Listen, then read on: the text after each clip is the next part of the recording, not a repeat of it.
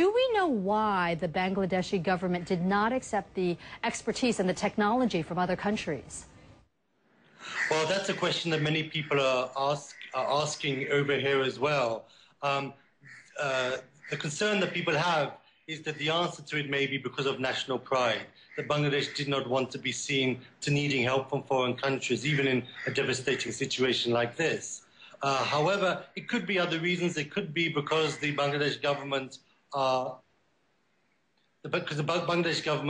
think that it wouldn't have been possible for a foreign team to mesh with the local rescue services.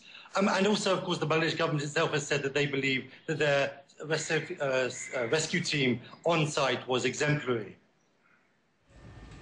David, as you're speaking, we're just looking at video of some protests of family members of the victims clashing with police. They're obviously so angry about what happened because of the shoddy construction that we're learning about now.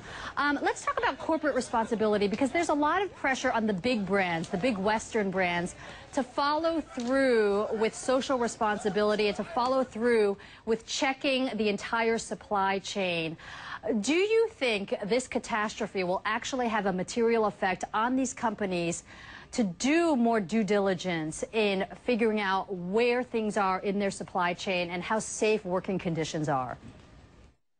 Well, I think it's important to note that the pressure placed upon buyers and brands has had significant impacts in Bangladesh. I mean, the garment sector has improved incrementally over the years, and that is primarily due to the pressure of the buyers, quite significant pressure.